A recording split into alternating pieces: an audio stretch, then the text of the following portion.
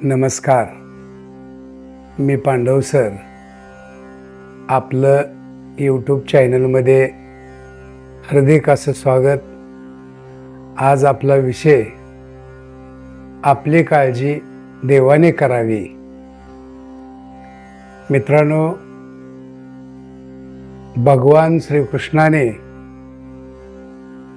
खूप छान संदेश आपल्याला दिलेला आहे। जेवढ्या श्रद्धेने आणि जेवढ्या भावाने तू माझ्याकडे येणार आहेस, तेवढ्याच श्रद्धेने मी तुझ्याकडे येणार आहे आणि मी तुझं रक्षण करणार आहे। आपल्या आयुष्यामध्ये आपण जीवन जगत असताना आपल्यासमोर फार मोठमोठ्या समस्या, फार मोठमोठी संकट येत असतात। ही समस्या आल्यानंतर आपण काय करतो तर फक्त आपण काळजी करत असतो। काळजी केल्यामुळे हे संकट कुठं कमी होतं का? ही समस्या कुठं कमी होते का?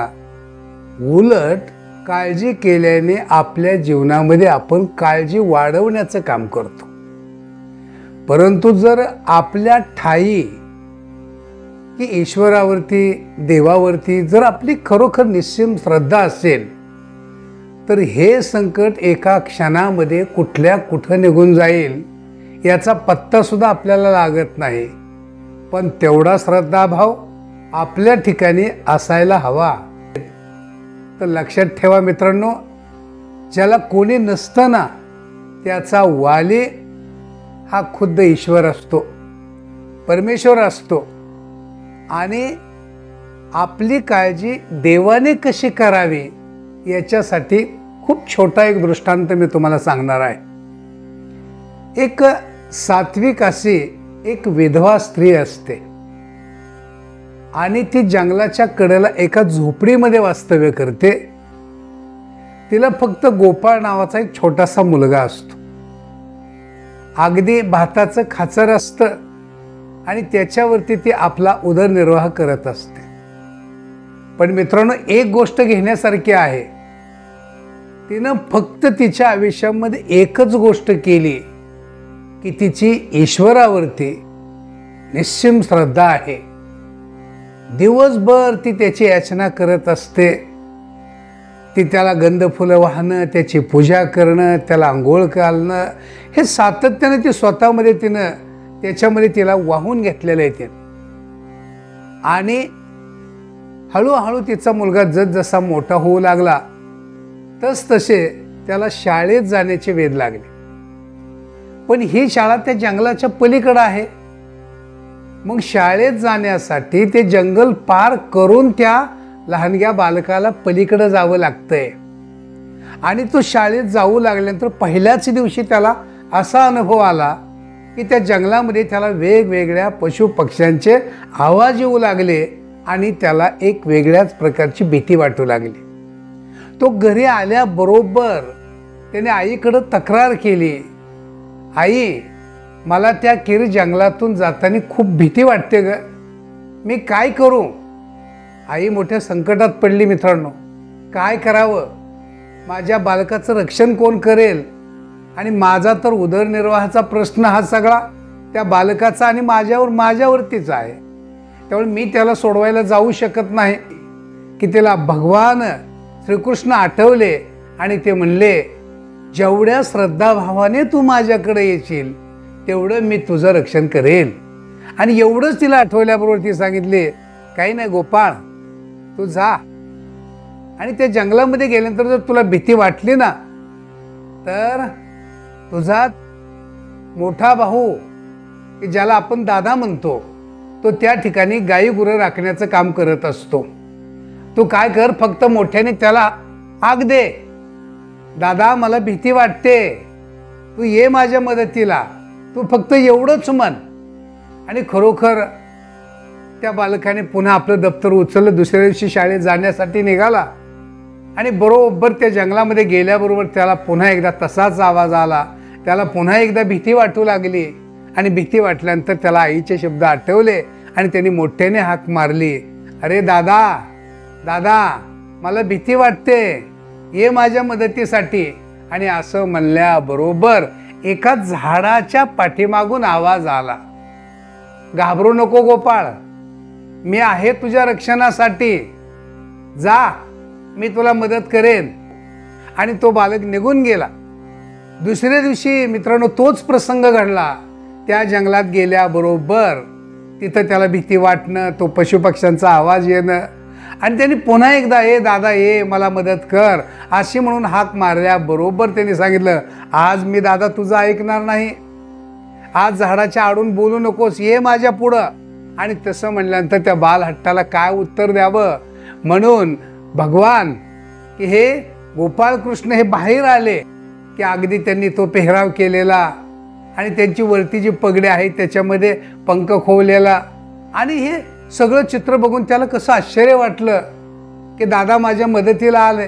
त्याची भीती कुठल्या कुठं पळून गेली. अरे गोपाळ, तुझी शाळा भरली असेल, जा. आणि तो गेला, शाळेमध्ये गेला. गुरुजींनी विचारलं का उशीर झाला, की जंगलामध्ये माझा दादा मला भेटला होता, त्याच्या संग मी खेळत बसलो, त्यामुळं मला उशीर झाला, पुन्हा उशीर करायचा नाही. आणि त्याच दिवशी मित्रांनो गुरुजींना असं सांगितलं की उद्याच्याला आपल्या घरी एक कार्यक्रम आयोजित केलेला आहे, तर सर्व मुलांनी त्या कार्यक्रमाला यायचं आहे. असं सांगितल्याबरोबर मुलांमध्ये कुजबूज सुरू झाली आणि गुरुजींनी एका एका मुलाला उभा राहून विचारायला सुरुवात केली, उद्या कार्यक्रमाला येताना की तू काय घेऊन येणार आहेस. प्रत्येक मुलांनी सांगायला सुरुवात केली की गुरुजी मी हे आणणार आहे, गुरुजी मी ते आणणार आहे, सुरुवात केली. ज्या वेळेस मित्रांनो गोपाळवरती हा प्रसंग आला, नंबर आला, त्यावेळेस गोपाळ मात्र निशब्द झाला. त्याला बोलता आलंच नाही. काय आपण आणणार, आपल्या झोपडीमध्ये काय असणार. आणि तरी पण शाळा सुटली आणि तो गोपाळ घरी गेला आणि आईंना बोलता झाला, आई ग, उद्या आमच्या गुरुजींचा कार्यक्रम आहे, सगळे मुलं भेटवस्तू घेऊन येणार आहेत, तू मला काय देणार आहे. तर आईनं त्या झोपडीमध्ये सगळीकडं धुंडळा घेण्याचं काम केलं, पण आईच्या हाती काही लागलं नाही. आणि शेवटी आईला असं वाटलं, बाबा रे, की ज्याला कोण नाही त्याचा वाली भगवंत आहे, जा त्या जंगलामध्ये गेल्यानंतर पुन्हा एकदा तुझ्या दादाला हाक मार आणि तुझी जी ही समस्या आहे, तुझ्यावर आलेला हा प्रसंग आहे, की दादाच्या पुढं मांड, दादा तुला काहीतरी मार्ग दाखवेल. मुलाने दप्तर उचललं, मुलगा निघाला, जंगलात गेला. तीच भीती, पुन्हा दादाला हाक मारली, दादा मदतीला धावून आला, खेळायला सुरुवात झाली. खेळ संपला आणि दादाने सांगितलं जावा आता शाळेकडं. एवढ्यात तो जाग्यावरच थांबला, पुढं जायला मागत नव्हता गोपाळ. ते म्हणला, गोपाळ आज का जात नाही, आमच्या गुरुजींचा कार्यक्रम आहे, त्या गुरुजींना मला काहीतरी भेटवस्तू न्यायची आहे, सगळी मुलं भेटवस्तू घेऊन येणार आहेत, मी जर नेलं नाही तर माझा खूप मोठा अपमान होणार आहे दादा, आमच्या गरिबाला कोण देणार आणि माझी गरिबी त्या ठिकाणी उघडी पडणार आहे. तर भगवंतांनी सांगितलं, अरे मी तर एक गुरं राखणारा, मी गुरं राखणारा, मी एक आहे गोपी, आता मी तुला काय देणार आहे, तर फक्त एक कर, माझ्यासाठी एक दुधाचं भांडं आहे, तेवढं दुधाचं भांडं मी तुला देतोय, तेवढं घेऊन तू जा. आणि तिथं गेलं त्याला असं वाटलं काहीच न नेण्यापेक्षा की आपल्याला आपल्या दादानी एक दुधाचं भांडं दिलेलं आहे, ही कौतुकास्पद गोष्ट वाटली. आणि तो भांडं घेऊन गेला. सगळ्या मुलांनी अगदी बक्षिसांची खैरात सुरू केली गुरुजींच्या समोर. आणि शेवटी राहता राहिला कोण, तर गोपाळ राहिला. आणि गुरुजींचं लक्ष त्या गोपाळकडे गेलं. मुलं तिथं होती, गोपाळ पुढं येत नव्हता आणि मुलं मात्र फिदी फिदी हसायला सुरुवात केली. पण गोपाळने मात्र दुधाचं भांडं आपल्या पाठीमागं धरलेलं होतं. गुरुजींना जवळ बोलवलं, अरे गोपाळ असा गप्प का, तू काय आणलं गुरुजींना भेटवस्तू. त्यांनी पाठीमागचं भांडं पुढं घेतलं. त्या भांड्यामध्ये दूध होतं मित्रांनो. तर गुरुजी उठले, ते दुधाच्या भांड्याचा स्वीकार केला त्यांनी आणि ते दूध एका त्यांच्या घरच्या भांड्यामध्ये ओतलं आणि ते भांडं खाली ठेवलं की पुन्हा ते भरलेलं होतं. गुरुजींना आश्चर्याचा धक्का वाटला. गुरुजींनी पुन्हा ते भांडं उचललं, पुन्हा आपल्या भांड्यामध्ये दूध ओतलं आणि पुन्हा ते भांडं खाली ठेवलं, पुन्हा ते दूध गच्च भरलेलं भांडं होतं. सगळी मुलं आवाक होऊन गोपाळकडं पाहू लागली. त्यावरती गुरुजी म्हणले, अरे गोपाळ, सगळं खरं, पण हे भांडं तुला दिलं कोणी. त्यावरती गोपाळने सांगितलं, गुरुजी, मला हे भांडं माझ्या जंगलातल्या दादानी दिलेलं आहे, मला तू दादा दाखवणार का. तर त्यावरती गोपाळ म्हणला, लगेच चला, मी तुम्हाला दादाची भेट घालून देतो. गुरुजी आणि गोपाळ त्या जंगलामध्ये आलेले आहेत आणि नेहमीप्रमाणे त्या गोपाळने दादाला हाक मारली खूप लांबून. आज जो आवाज येत असतो तो आवाजच आला नाही आणि पुन्हा एकदा गोपाळ कोड्यात पडला. रोज ओ देणारा दादा आज गप्प का? त्यांनी पुन्हा एकदा हाक मारली, दादा दादा तू जर आला नाही तर गुरुजींच्या समोर माझा खोटारडेपणा उघडा पडणार आहे, लवकर ये. खूप लांबून एक आवाज आला, खूप लांबून, अरे गोपाळ, तुझ्या आईची आणि तुझी कमालीची श्रद्धा माझ्यावरती आहे म्हणून मी तुम्हाला भेटायला येतो. पण तुझ्या गुरुजींना सांग आणखी दादाची भेट होण्यासाठी तुम्हाला कित्येक वर्ष वाट पाहावी लागेल. मित्रांनो, श्रद्धाभाव मोठा आहे. ज्याची श्रद्धा मोठी आहे त्याला आयुष्यामध्ये कुठलंच संकट नाही. या भावामध्ये आपण सातत्यानं जीवन जगलं पाहिजे. हा माझा छोटासा व्हिडिओ मी आपल्यापुढं मांडलेला आहे. आवडला तर कमेंट करा, लाईक करा, शेअर करा, सबस्क्राईब करायला मात्र विसरू नका. नंतर भेटू आपण पुढच्या भागात. तोपर्यंत नमस्कार.